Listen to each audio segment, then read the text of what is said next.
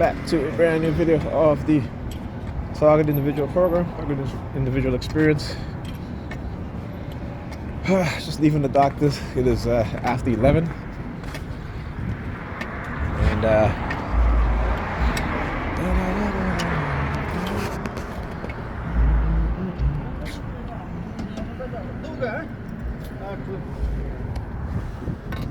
hopefully there'll be a bus coming soon. And sit down in this this Popeyes. All right, so yeah, it's getting cold out there, and this Popeyes, I guess, opened up pretty late, and I gotta break out the big jacket now. Yeah, just a couple of days ago it was pretty warm, okay, but this weather.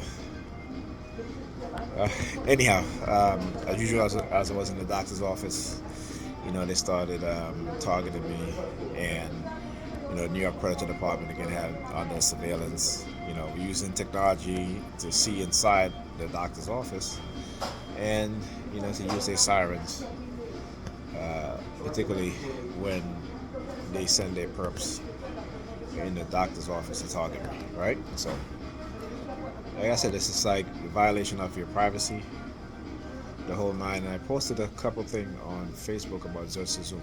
You guys go read up about it, Zertsuzum. Alright? And Zertsuzum is part of this program, meaning the tactics and methods, right? Psychointerpro. Right? Except this is way more that's involved. We're talking about illegal drugging, use of technology, mind control, brainwashing, right? Implantation of foreign devices illegally in your body, with your sovereignty, the theft of your intellectual property, which is your mind. A whole host of crimes that they've been committed, and like I said, I'm going to expose them. And they try to get away with it, right? And again, when they do this to people don't want to believe you, right? Again, the use of the mental illness diagnosis when speaking about what's been done to you. But when you research the truth, you find out that they've been implanting people since the 1970s. This is nothing new, okay? They hide this. They have to keep us dumbed down so that, they give us movies and television shows, sci-fi shows to make you believe certain things is impossible or coming on in the future, maybe 1,000 years from now, 500 years from now, what have you. But they've been here, right? They have been here. When I talk about the weaponization of colors, go look at color psychology, right? And you will understand that when it's weaponized, it is used in an extreme way to cause extreme emotions, right? Emotional damage, okay? And they can use it effectively, right? So the only way you can combat this is to know about it, right? They're still going to use it, but you can shift your thinking, right? Because remember, in order to put these things into your mind, they have to have access to you, right? So they have to physically have access to you, all right? And so they will create situations and circumstances where they can do just that, all right? So as a TI, like I said, you got to be very careful with who you meet, okay? And even the people around you, when you tell them, say, listen, you guys need to be careful. You're sending your kids over at people's house, and you don't know what they're doing to your kids. All right, so, and then as you're a target, you'll find that, like I tell my, excuse me, like I tell my older son, I say, you need to be careful of the people that you hang out with. All right, not to say that you can't hang out with them, but I understand that when you see them acting a certain way, you need to remove yourself from them. Right? If they're acting up in any sort of way, causing trouble, most likely, I said, look, I know y'all, he's a young man now, but, they were teenagers, And his mother used to let him sleep over at his friend's house, and I'm just like, we do stuff like this again without knowing who these people are, without speaking to them, and we just put our kids in other people's uh, hands, and not even being concerned about it, without even knowing who these people are.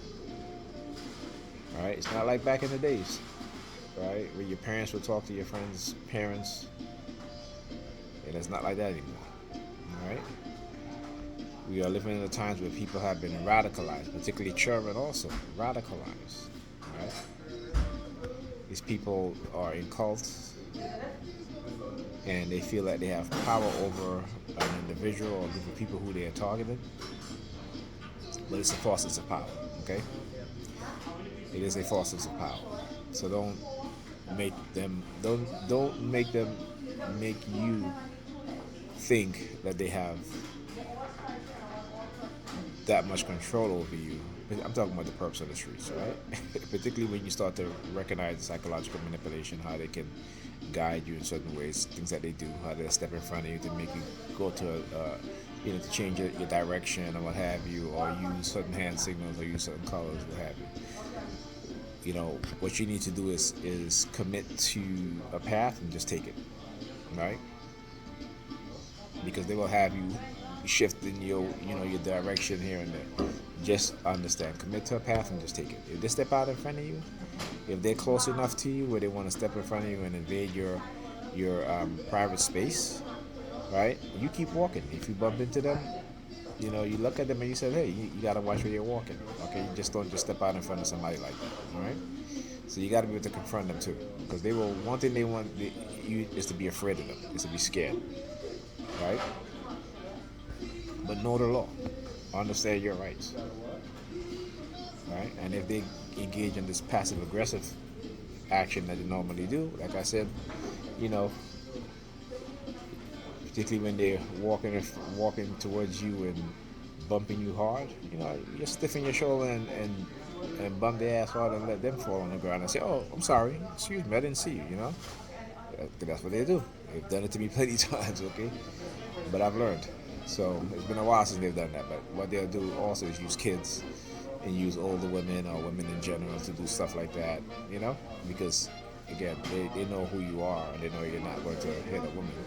So they will do stuff like that, right? See, they chat with men, and I don't care. They did it with big men, small, what have you. Doesn't matter to me. I always say the bigger you are, the harder to fall, right? So they will try to do things and prevent you from defending yourself if they have to, or to have you engage in physical activity, and then say, okay, well you're at fault. No, that's what you document. You document to show that this is what they've been doing. All right. It's important that you do it. It's important that you document. Right? Because you can defend yourself. Remember I talked about psychological attacks?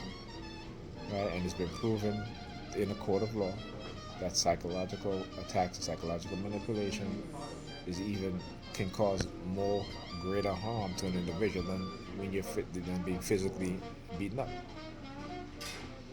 Right? In some instances, right? Because ultimately, certain physical injuries can heal. Right, so I'm talking about like a punch in the face or a smack or what have you, or a punch in the arm or something like that, right? The psychological attacks can be so detrimental to a person that they can harm themselves and harm others, right? So you must understand that, okay? Learn psychology.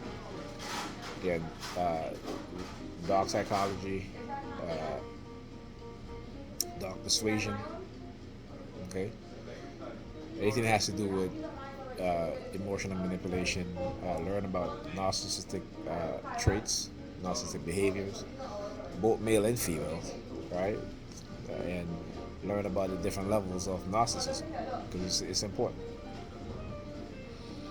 Now, particularly if you are dealing with a narcissistic person, because those on the higher scale don't really know that they're narcissists, and if they do know they're narcissists, they can't change, right? Their brain is hardwired, their psychology is hardwired a certain way, and they can't change. They can become aware of who they are, but they can't change who they are, right? And those are the very high scale, like the 6 and 7 scale.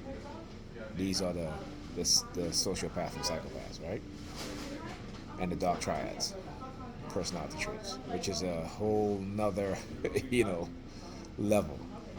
All right, so understand that and understand how people can be radicalized. So read Peck's analysis of evil, which will show you that everyday citizens can become radicalized to engage in or to become silent about atrocities taking place by those in position of authority, and then they will deny these things are happening, or it had happened, right? Because again, they are deluding themselves because they know that they their silence is complacency, and they're complicit.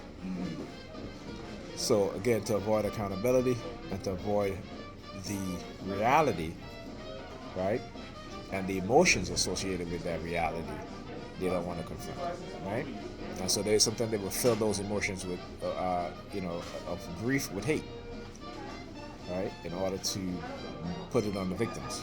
It's like they do us STIs, They say, well, it's your fault. No, it's not. No.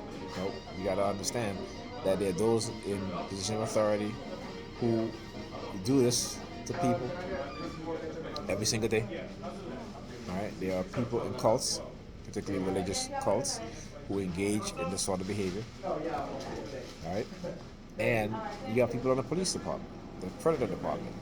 Okay, and if you go and look at the AP report, um, um, you know, cops who engage in some of the worst grotesque things to minors.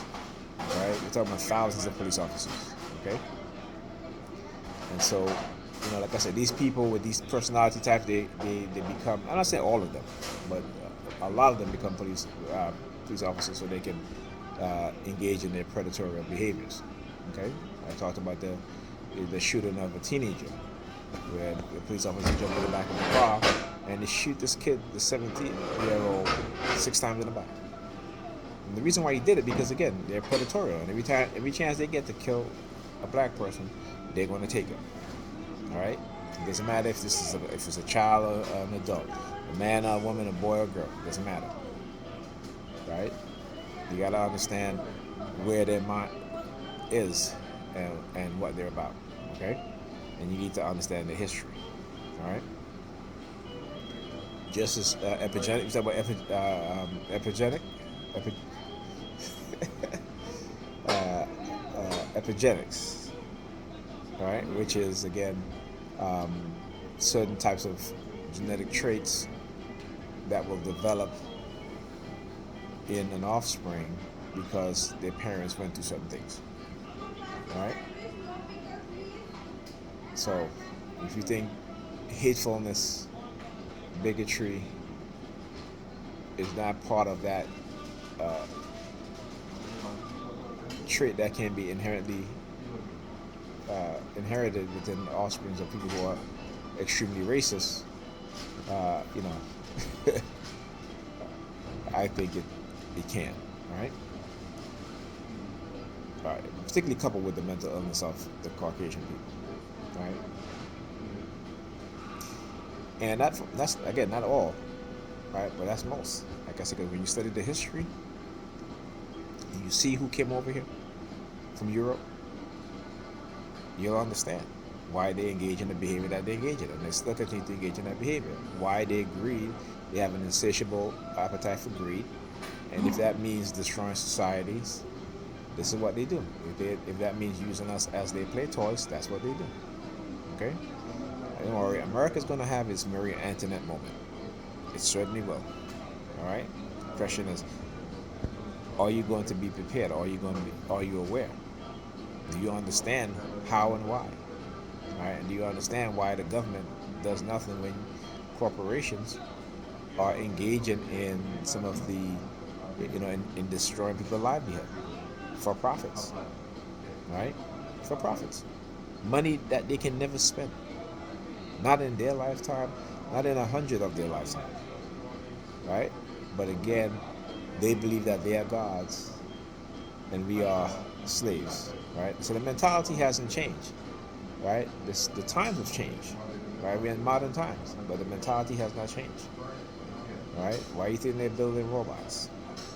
Why do you think they're going to have robots working in certain factories, right? Which means that you're not going to have human workers. They don't have to pay health insurance. They don't have to, you know what I'm saying? They just want to, it is a mental illness that they have, right? And it's called Wedico, right? As I said that in your police department. Yeah, it's called Wedico, right? It's a mental illness that they have. All right, I'll talk to you guys in the next video.